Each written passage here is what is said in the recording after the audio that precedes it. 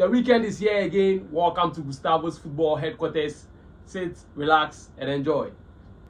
These are the fixtures for week 7 in the Premier League, and it starts with Bournemouth playing at home to Fulham, Leeds United versus Tottenham, Arsenal will host West Ham, Manchester United versus Sunderland, Chelsea versus Liverpool, the big one, Aston Villa versus Burnley, Everton Crystal Palace, Newcastle Nottingham Forest, Wolverhampton Wanderers Brighton, and then Brentford will host Manchester City.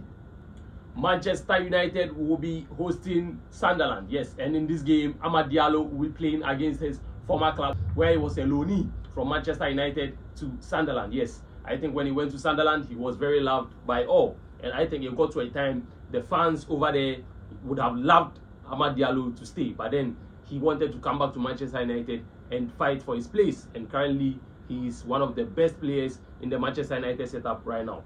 Yes, so going into this game, Manchester United this season have played 6 games so far, lost 3, won 2, and drawn 1.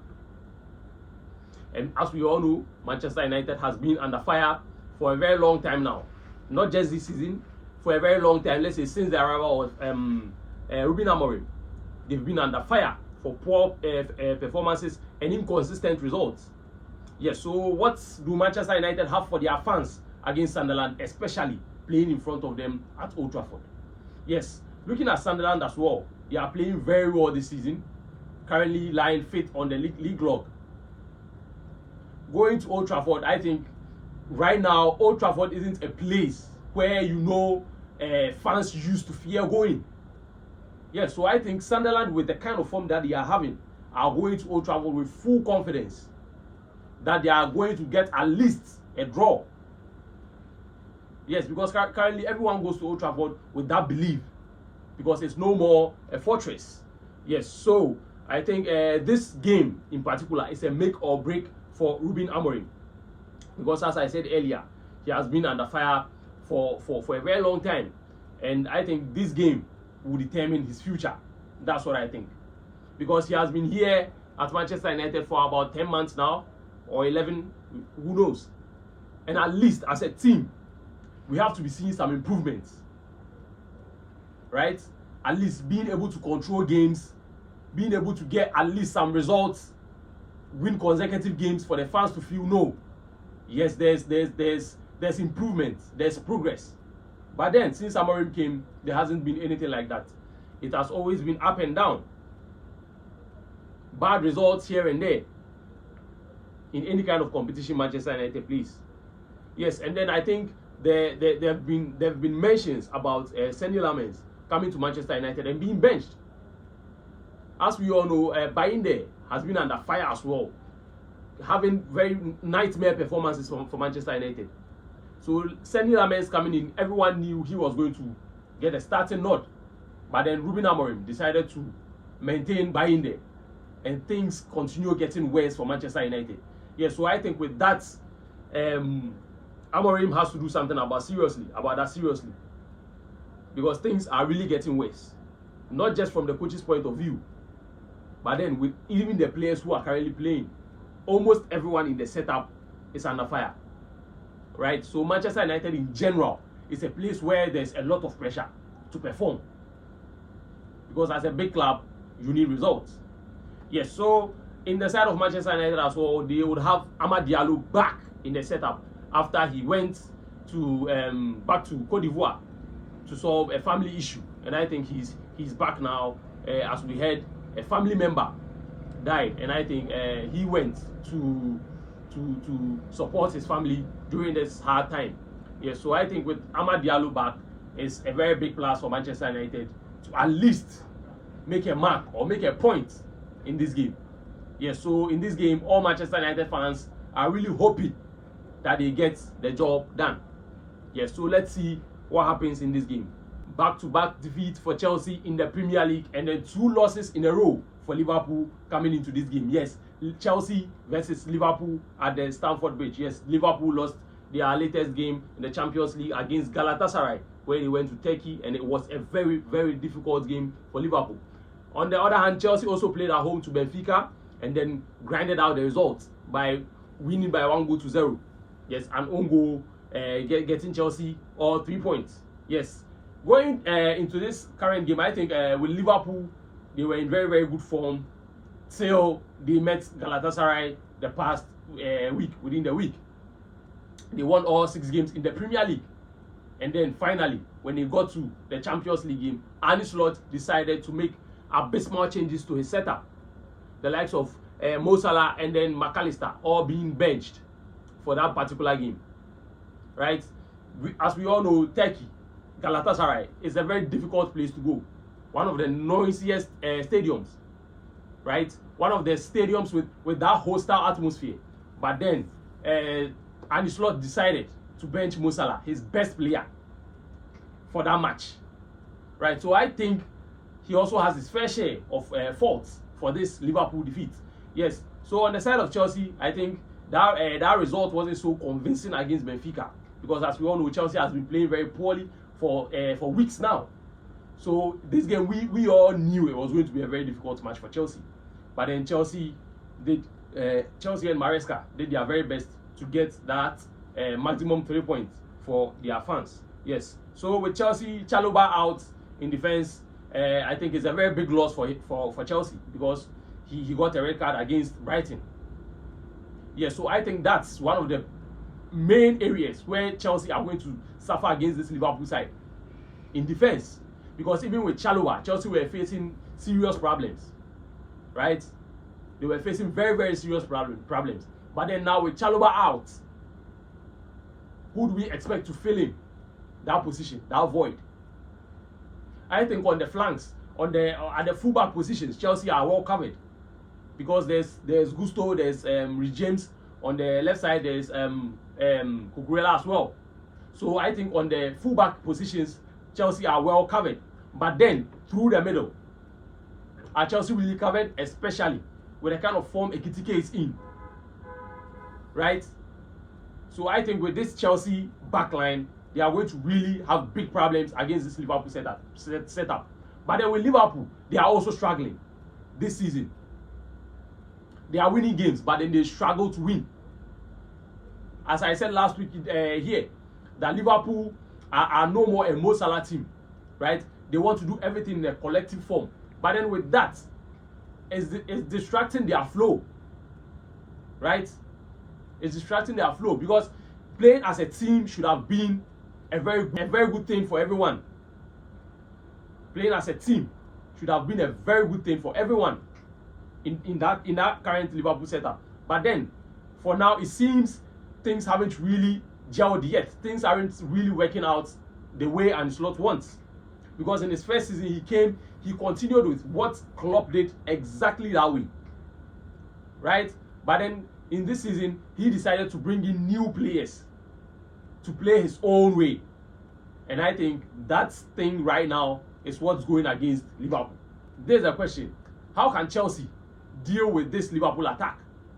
Especially with the bad form they are in, and then the red cards they have.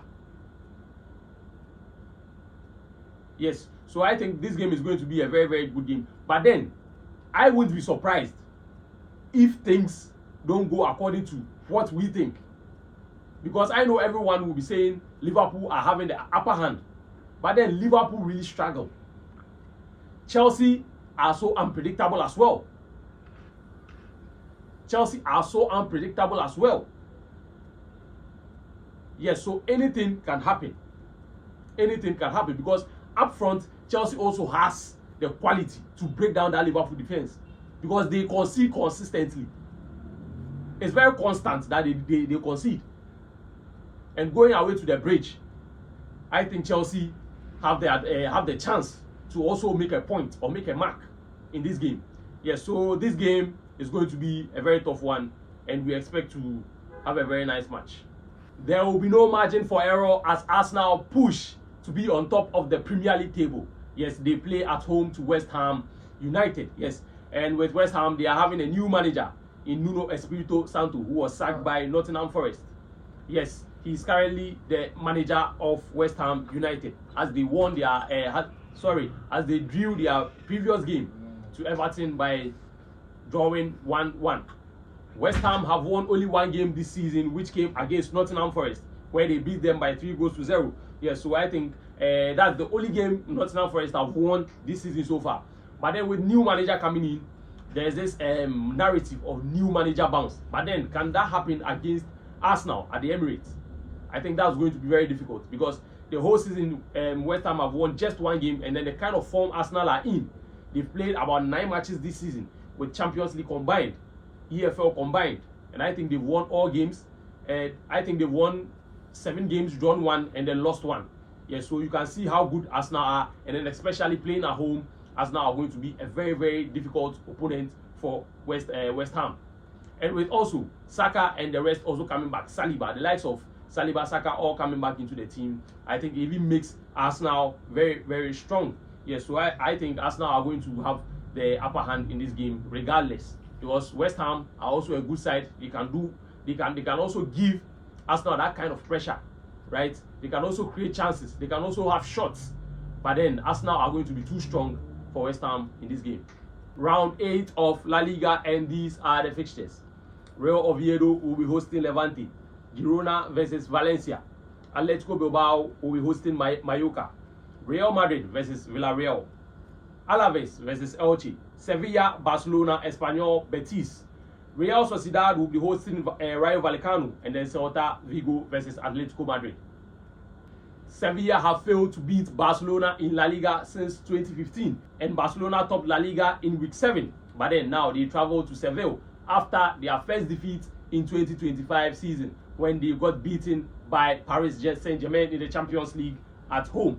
Yes, this game came as a very big surprise to many, because Barcelona were expected to win, especially when PSG had, I think, a weak side, right? Especially up front, and some areas in defense, right? So people really expected Barcelona to win this game hands down, or at least get a draw. But then football happened. PSG showed they are a very, very quality side, despite the number of injuries they had out.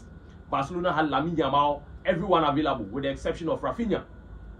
Yes, so Barcelona fans were really disappointed. But now, going into this game against Sevilla, I think Barcelona are expected to bounce back to winning ways. Because Barca fans are so used to winning that when they lost last week against PSG, it caused a whole stir on social media. Right? It's very normal to lose a game, but then Barcelona fans have won so many games that they forgot how it feels to lose. Yes, but then coming into this game, Barcelona have declared Lamine Yamal injured again. But then there's been talks that this was done because they don't want Lamine Yamal to be called up for the Spanish national team. According to many sources, that's what they say. That Barcelona just don't want Lamine Yamal to go to the Spanish national team just in case he's called up. So yes, they just have to declare him injured, because they feel De La Fuente overused him in the last international break. Yes, so I think that's the news that's coming out right now from the camp of Barcelona. Yes, and then I think Barcelona, even with Lamine Yamal out, I think they've showed many times that they are very, very capable of winning games even without him. Yes, they showed many times that they are very, very capable. Yes, so coming into this game against Sevilla, I think Barcelona are expected to bounce back strongly. Yes, because I think they need those valid 3 points. Yes, so I think Barcelona are going to have this one. After a humiliating loss against Atletico Madrid, Real Madrid bounced back in the Champions League as they traveled to Kazakhstan and beat Kairat Almaty. Real Madrid and their fans are looking to bounce back in La Liga as they face a very stubborn Villarreal, who are also flying this season in La Liga. And I think they've played 5 games in La Liga, losing 1 and drawing 1. Madrid, who were unbeaten till they went to the Wanda Metropolitano, I think they are also in very good form. But then with this current Villarreal team, they are so unpredictable. They can do things that you never expect.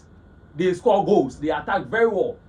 Since the back end of last season till now, Villarreal and Nicolas Pepe have been firing in all cylinders. And in the Champions League, in the previous week, they drew at home versus Juventus 2-2. That shows you how good this team are. Yes, so currently playing against Real Madrid, I think is going to be a very good game. But then I have a problem, especially at the side of Real Madrid, right? they've become so over-reliant on Kylian Mbappe. He scores almost every game, getting the goals for them. And with the Madrid attack, I can see some kind of disjoint in that attack. There's no connection. It seems everyone is playing an individual kind of game. No teamwork. I sat here and said before that I was so impressed with how Madrid mostly changed their players up front. There's a lot of rotation, right? But then, right now, it seems everyone is playing to their own satisfaction, not to the team's satisfaction. Yes, so what happens if Kylian Mbappe has a good route? What happens? Who are they going to rely on? Yes, so that's a very, very big question for Alonso and his boys. Yes, so coming into this game against Villarreal, I think Madrid have to be really, really wary of this Villarreal side. But then, going into this game, I think Madrid playing at home is going to be, I think that's the area, or that's the only reason why I think Madrid are going to have an advantage, right? Because Madrid aren't playing so well as a team. They aren't, that gel is not there. They are not playing collectively.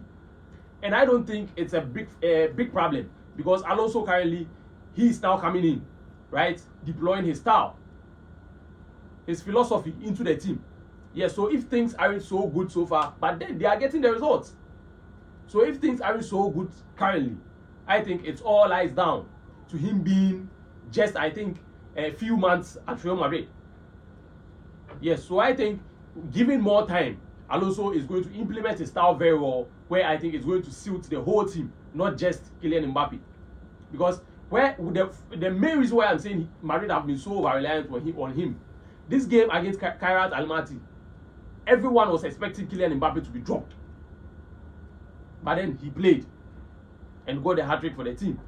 Yes, so I think there should be a way, just like Barcelona, even without Lamine Yamal, they are playing and they are scoring goals. Yes, so I think Madrid have to be wary of that. They have to make their corrections. Yes, especially coming into this game and then with the rest of the season. Yes, so this game is going to be a very, very tough one. But then with Madrid playing at home in front of their fans, I think Madrid is going to have just a little advantage over this Villarreal side and win the game. This brings us to the end of today's preview. You can follow me on TikTok at Gustavo Football Headquarters, on Twitter at Gustavo Football Headquarters. Like, share, and keep subscribing to my YouTube channel.